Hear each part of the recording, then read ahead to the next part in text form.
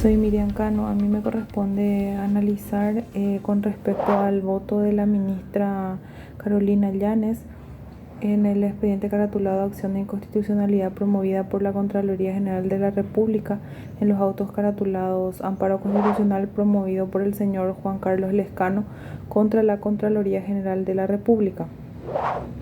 Ante la cuestión planteada, la ministra Llanes examina si corresponde la viabilidad de la inconstitucionalidad como medio de impugnación en contra de las resoluciones dictadas en primera y segunda instancia, así como la acordada 1005/2015 invocada en los autos caratulados, tomando como agravios las arbitrariedades de las sentencias al admitir el amparo como vía para acceder a las declaraciones juradas de los funcionarios y autoridades públicas, siendo que estos puntos no se expresan en la Ley 5282/14. Asimismo, toma como agravios lo que respecta a la acordada 1005/2015, expresando el agraviante que no es la vía para reglamentar el procedimiento de una garantía constitucional. En ese sentido, la ministra Llanes en su voto considera el rechazo de la acción de inconstitucionalidad interpuesta contra las resoluciones y acordada referida, argumentando y mencionando que los bienes jurídicos involucrados y protegidos por la Constitución Nacional atiende al sistema democrático que rige en la República del Paraguay, donde la soberanía radica en el pueblo de conformidad al artículo 2 de nuestra Carta Magna. Y las autoridades y mandatarios deben rendir cuentas de su gestión, siendo así la publicidad en el sistema republicano una de las características esenciales e inherentes. Menciona el contrato social por el cual entre los medios de control de la ciudadanía se tiene a la declaración jurada de bienes y rentas conjuntamente con la rendición de cuentas. Tanto los gobernantes como los funcionarios públicos deben de someterse a la inspección pública y deben estar supeditados a las sanciones en caso de incurrir en faltas o ilegalidades. Que en el caso de autos aquí analizado, en mi análisis personal entiendo que el análisis fáctico, jurídico y legal realizado por la ministra de Corte opinante es completa y cabalmente correcto, ya que se halla fundado sobre bases normativas constitucionales y legales. En ese sentido se observa que la ministra de Corte trae a colación fundamentos serios y reales sobre la legalidad y legitimidad, primeramente sobre el otorgamiento del amparo constitucional y en sí de las resoluciones que hacen a esta decisión. Asimismo, sobre la legalidad y respeto constitucional, bajo reseña expresa de que por una parte el contenido de la declaración jurada de bienes y rentas de funcionarios públicos ya adquirió estado público, y por otro lado la clara acotación de que en relación a la información que hace al secreto bancario en sí, si se necesita vía idónea y orden judicial respectiva, sin embargo bajo las reglas exclusivas de bien marcadas por la ley. Igualmente, de manera correcta, la ministra opinante deja en claro que la acordada 1005/2015 fue dictada por la Corte Suprema de Justicia bajo reseña expresa y legal de sus atribuciones legales y constitucionales, y así ha reglamentado la operatividad del derecho de acceso a la información, dejando bien en claro que el amparo constitucional es la garantía consagrada por nuestra Carta Magna como la vía idónea para la petición de acceso a la información pública, en caso de que la institución o ente al que se le solicita lo denegare, previo agotamiento de instancias respectivas, lógicamente. Remarcando asimismo la ministra Llanes que en el dictamiento de la acordada no ha creado nuevo derecho legislado, con lo cual todos estos extremos están cubiertos con funcionalidad constitucional legal, no existiendo por tanto así configuración de arbitrariedad ni de violación constitucional. Por tanto, se halla correcta y ajustada la decisión de rechazo de la acción de inconstitucionalidad.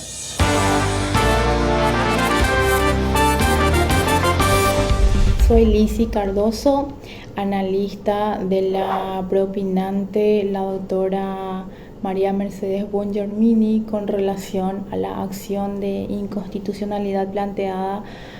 por la Contraloría General de la República dentro del juicio de amparo promovido por un ciudadano con relación a la publicación de las declaraciones juradas. Como primer punto de análisis, la doctora Bongermini toma el análisis de la acordada 1005/15 por la cual argumenta la Contraloría General de la República que las resoluciones de primera y segunda instancia fueron totalmente arbitrarias, ya que no se respetaron las prelaciones. En ese sentido, la doctora Bongiormini manifiesta que no da lugar a ese argumento debido a que la acordada mencionada es de carácter procedimental. Pasando al otro análisis del presupuesto de la urgencia del mencionado juicio de amparo, la doctora Bongiormini hace un análisis de que a priori la información pública o el derecho al acceso a la información pública no constituye una urgencia como tal. Sin embargo, por tratarse de un derecho fundamental, puede hipotéticamente afectar otros derechos fundamentales conexos, como ser el derecho a la vida, a la educación, a la salud. Por tanto, se configura plenamente el presupuesto de la urgencia. También la doctora Bongiormini argumenta su postura en relación a convenios y tratados internacionales hechas a través de la ONU, la OEA y la UNESCO sobre el derecho al acceso a la información, la importancia de ese derecho del ciudadano y también cómo coadyuva con el Estado y los gobiernos para transparentar sus gestiones. Asimismo, la doctora se remite a una jurisprudencia en nuestro país donde ella misma había sido preopinante desde la sala civil y se ha dado lugar a la acción. Asimismo, también tiene un comentario sobre la jurisprudencia en Argentina. Así también menciona opiniones, reflexiones, análisis, interpretaciones hechas por juristas importantes de Europa, en este caso en particular de un jurista italiano, donde se ha pronunciado con respecto al derecho a la información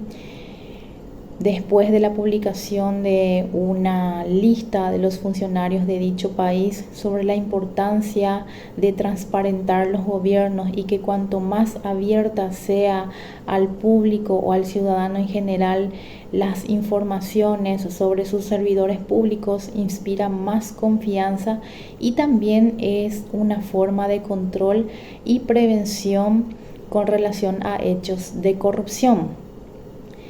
La doctora Bongiormini concluye con que en primera y segunda instancia se ha dado una suerte de inconstitucionalidad parcial en el sentido de que ella está de acuerdo que se brinde la información pública solicitada por el ciudadano que promueve el amparo. Sin embargo, deja en exento a las personas conexas al funcionario público, en este caso al cónyuge y a los parientes, así como a los hijos menores de edad. Entonces, para la doctora Bongiormini, desde su voto, ella encuentra una inconstitucionalidad parcial.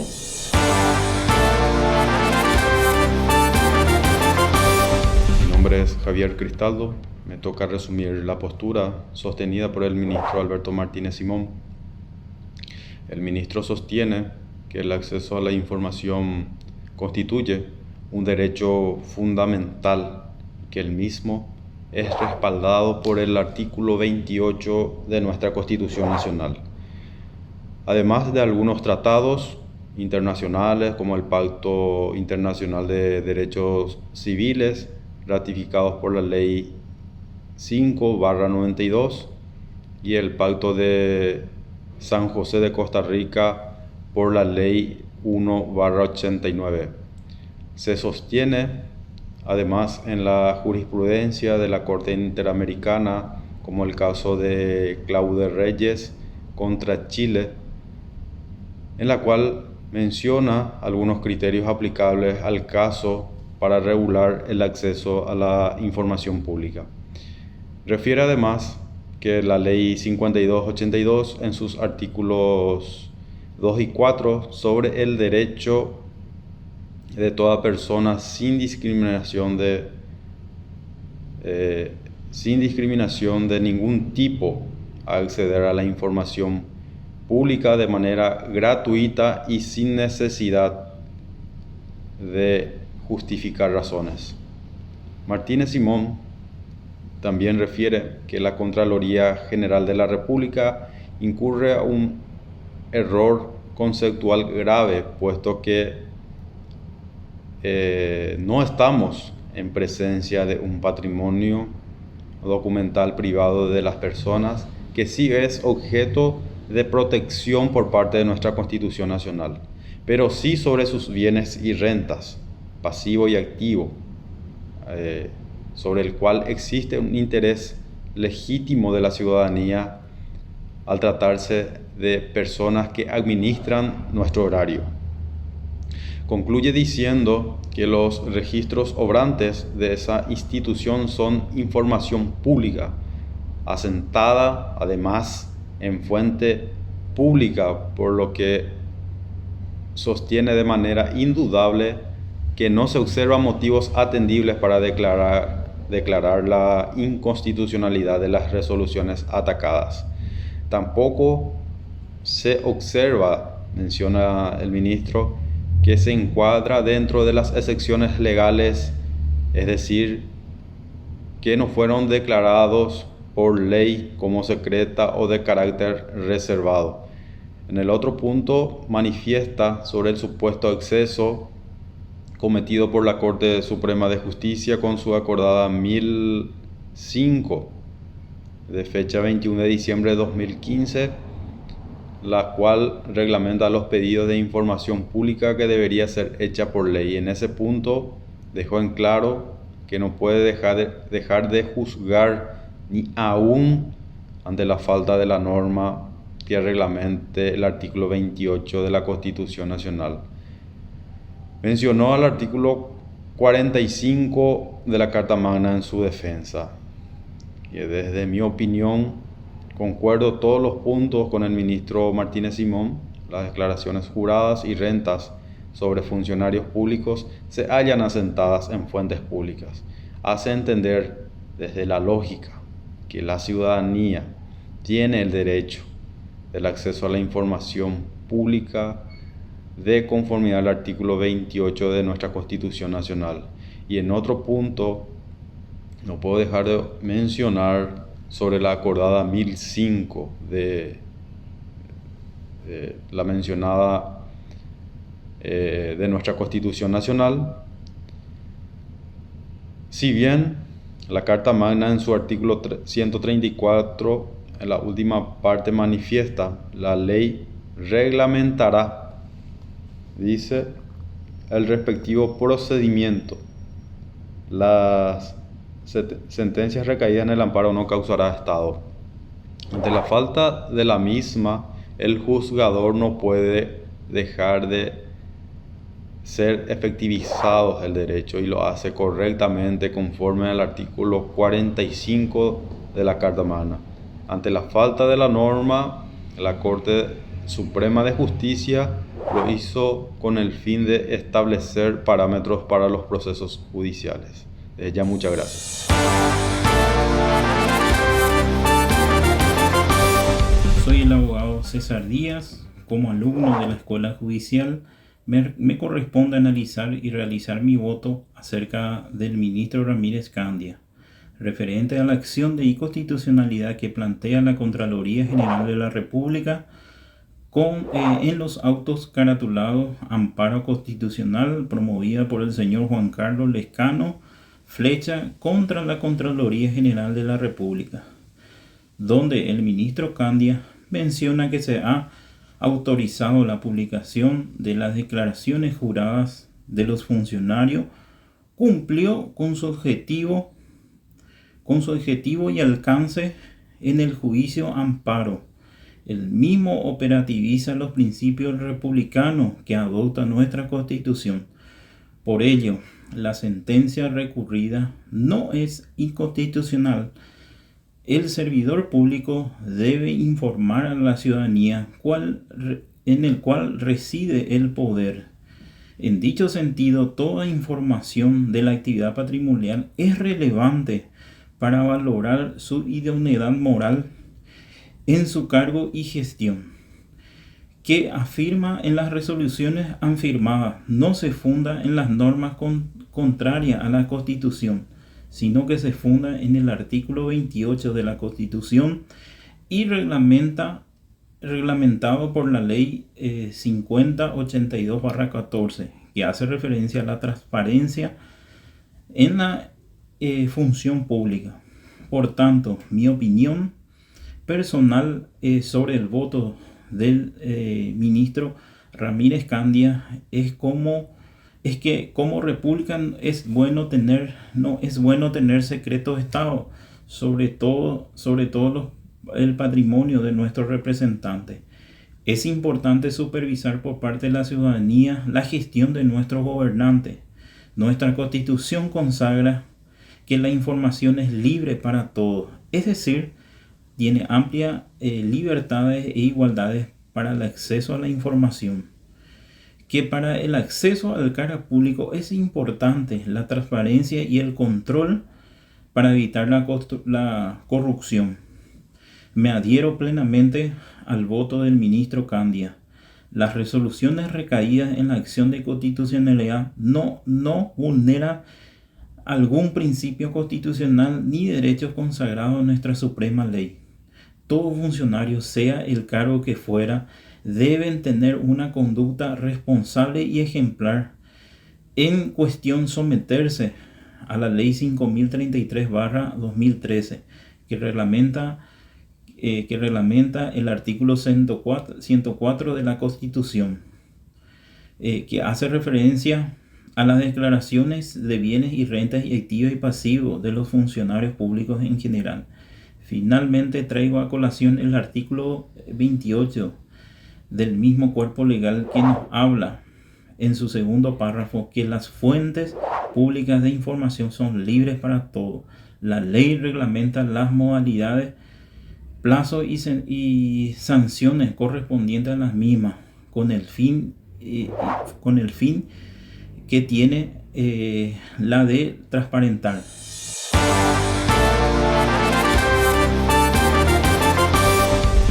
Siguiendo con el análisis, estaré dando mi opinión sobre el voto del ministro Eugenio Jiménez Rolón sobre acción de inconstitucionalidad promovida por la Contraloría General de la República en los autos caratulados Amparo Constitucional promovido por el señor Juan Carlos Lescano Flecha contra la Contraloría General de la República. La discusión se da en base a la difusión de información pública y declaraciones juradas de bienes y rentas, activos y pasivos que constituyen al patrimonio documental privado de las personas, que la Contraloría está intimada a proveer. El doctor Jiménez Rolón inicia exponiendo que en representación de la Contraloría General de la República, el abogado César Núñez Alarcón promueve acción de inconstitucionalidad contra actos procesales provenientes de juzgado y tribunal, donde cuestionan que dichas resoluciones violan derechos y garantías constitucionales. Como primer punto, el doctor Jiménez Rolón analiza la acordada número 1005/2015 y deduce que este no atenta contra garantías constitucionales y que se ajusta a la ley número 5282/2014 de libre acceso ciudadano a la información pública y transparencia gubernamental, ya que no se solicitó el acceso a la información personal de ningún funcionario, sino que únicamente información de fuente pública que no está alcanzada por una clasificación o determinación legal de secreto o reserva y declaraciones juradas que la misma no contienen informaciones sensibles o amparadas por el secreto bancario. Por ello, no puede considerarse que exista una violación al patrimonio documental de dichas personas. Segundo punto, el ministro analiza la acción y refuta que la excepción de inconstitucionalidad debió de haberse planteado en la ocasión procesal acertada, lo que anula absolutamente la presunción de la Contraloría al no haber presentado al realizar la contestación del amparo, ya que establece la imposibilidad de interponer la acción. Las acciones de inconstitucionalidad de las sentencias impugnadas Por ende, menciona que deben ser rechazadas porque la indirecta que funda en una acordada inconstitucional es inadmisible porque no se ha opuesto a la excepción en el momento oportuno. También menciona que los fundamentos de la acción de inconstitucionalidad contra las decisiones emitidas en primera y segunda instancia son los mismos expuestos en el proceso que concluyen en esta última, debiendo tener en cuenta que la Corte Suprema de Justicia no es en materia de inconstitucionalidad un órgano jurisdiccional de tercera instancia que pueda dar revisión a los fundamentos de los fallos. Por la acción de inconstitucionalidad de la acordada, el mismo dice que debe ser rechazada porque no se ha opuesto excepción de inconstitucionalidad única vía de impugnación por las partes de los cuerpos normativos, que dicha acordada desarrolla los parámetros establecidos de la Ley número 5282/2014 de acceso a la información, sin que sus términos contrarien en absoluto a dicha ley, ni a los convenios internacionales citados. Por tanto, también dijo que no hay vulneración de una ley por medio de acordada. Por lo expresado más arriba, concluyó que la acción de inconstitucionalidad deducido por la Contraloría debe ser rechazada en totalidad, y con respecto a las costas mencionó que sean impuestas en el orden causado, ya que se adhirió a la interpretación judicial del doctor Marcos Riera. En base a lo expuesto más arriba, sobre el resumen de votación del magistrado Eugenio Jiménez Rolón, mi opinión es la siguiente. Reflexionando el resumen, considero que el doctor Jiménez Rolón brinda un análisis minucioso y bien fundado sobre citas doctrinarias, así como jurisprudencia. Su razonamiento sobre la inconstitucionalidad de las sentencias impugnadas en primera y segunda instancia. El doctor expresa cómo están bien argumentadas, rechazando los argumentos de la Contraloría, valga la redundancia. El mismo resalta que es fundamental el control de inconstitucionalidad para que no pase a una tercera instancia y que sean respetadas decisiones legítimas tomadas por los magistrados. Con respecto a la indirecta, y la oportunidad para plantearla es firme y acorde con el marco legal vigente, y me adhiero a su opinión emitida sobre la acordada número 1005/2015, pues analizando el voto no quebranta dichos derechos primordiales, pero sí reglamenta el proceso para autorización a la información pública con la correspondiente ley. Así que, con respecto a su voto, me uno a ellos y digo que la acción de inconstitucionalidad debe ser rechazada totalmente, ya que por lo expuesto la acordada número 1005/2015 es constitucional y las resoluciones impugnadas son legítimas y debidamente argumentadas por la ley número 5282/2014 y demás citas doctrinarias y jurisprudencias.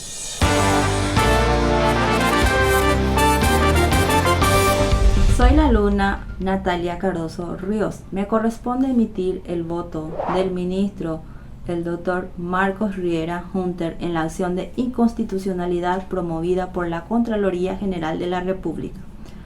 Cabe enfatizar el trabajo del magistrado al emplear un análisis acentuado respecto a la constitucionalidad de la acordada número 1005 del 21 de septiembre del 2015 y contra las 4 resoluciones judiciales sometidas a la decisión plenaria de la Corte Suprema de Justicia con relación a la acción de inconstitucionalidad promovida por parte de la Contraloría General de la República, para emitir sus respectivos votos, puntualizando todas las situaciones posibles respecto al caso en cuestión.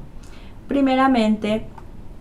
el doctor Marcos Riera Hunter analiza la acordada número 1005 del 2015, donde manifiesta su inconformidad rechazando la acción de inconstitucionalidad contra la parte accionante, fundamentando de que dicha acordada ha excedido la competencia legal en los actos normativos reservados a la ley, así como también de la misma Constitución Nacional, con respecto a la reglamentación de las garantías constitucionales establecidas en el artículo 131 del mismo cuerpo legal, lo cual debe efectuarse única y exclusivamente por ley. Sigue exponiendo en cuanto a la acordada, contra el cual se ha accionado, de que es objeto de impugnación, porque no resulta compatible con el principio de legalidad constitucional,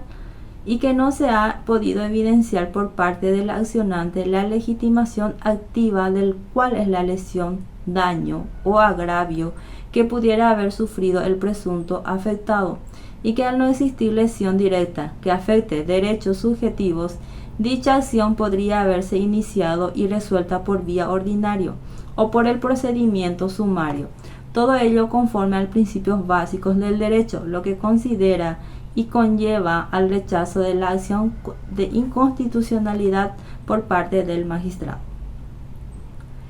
En cuanto a las resoluciones judiciales impugnadas, manifiesta que ha quebrado el principio de congruencia. Esto significa que han concebido más de lo que ha sido objeto de petición por parte del accionante en el amparo constitucional. Es por esa razón que el magistrado aconseja el rechazo parcial de la inconstitucionalidad de la acción por poseer el vicio de ultra petita, así como también el vicio de arbitrariedad pronunciado por el Tribunal de Apelación con relación a la declaración jurada de los cónyuges bajo el régimen de comunidad gananciales de bienes, unión de hecho, y con respecto a los hijos menores bajo la patria potestad. Todo esto sostenido en la fundamentación jurídica de que en cumplimiento de los fallos impugnados en la acción de inconstitucionalidad debe proveer al accionante del amparo constitucional la información solicitada conforme a los términos legales sin quebrantar la intimidad y la vida privada de las personas sujetas a derecho privado. Concuerdo con el voto del Dr. Marcos Riera Hunter porque se ajusta a derecho al interpretar y aplicar la ley con argumentos razonables. Muchas gracias.